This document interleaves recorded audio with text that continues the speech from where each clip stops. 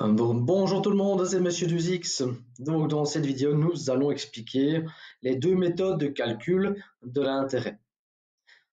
Donc, dans un premier temps, ce qu'on va faire, la première partie du cours, c'est d'expliquer, c'est d'expliquer combien vous allez devoir rembourser au total, intérêt compris.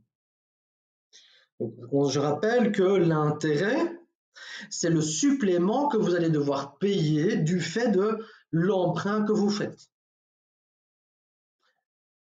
Il existe deux méthodes de calcul de cet intérêt.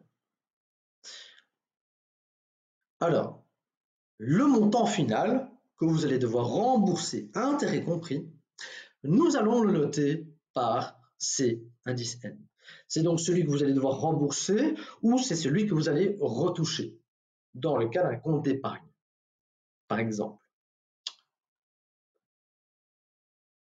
Donc, on va supposer un certain taux d'intérêt on va poser par défaut comme étant annuel et on va supposer qu'on travaille donc par année, vu que c'est un taux d'intérêt annuel, et on se dit on va emprunter selon N années, donc pendant un certain nombre d'années.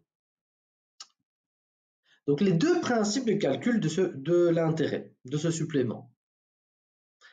Alors le premier, c'est ce qu'on appelle par intérêt simple, un calcul par intérêt simple. Et l'idée, c'est qu'il y a un principe de proportionnalité de cet intérêt par rapport au temps. Donc l'intérêt que vous gagnez et le temps sont proportionnels l'un à l'autre.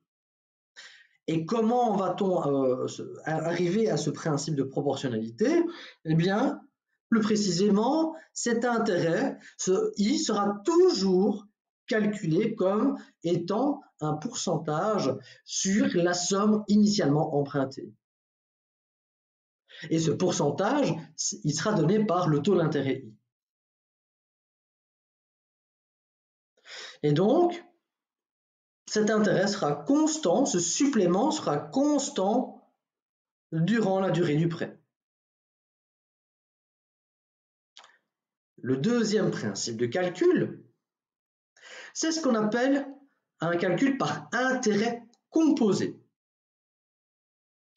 Et l'idée derrière ce principe, c'est que au cours du temps, il y a des intérêts qui sont calculés, mais nous, ce qu'on aimerait bien avec ce principe, c'est que les intérêts eux-mêmes produisent des intérêts. Et comment est-ce qu'on va faire, comment va-t-on appliquer ce principe?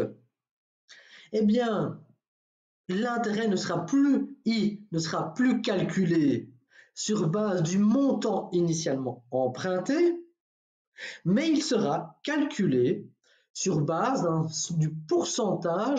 certain pourcentage qui est donné par le taux d'intérêt I, comme étant un certain pourcentage par rapport à la somme à rembourser, qu'on devrait rembourser la période précédente.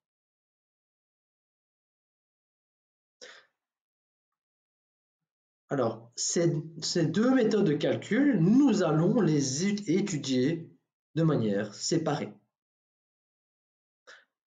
Je vais donc stopper ici et je vous dis à très bientôt. Si vous avez bien aimé la vidéo, partagez-la, likez-la et je vous dis à très bientôt. Au revoir.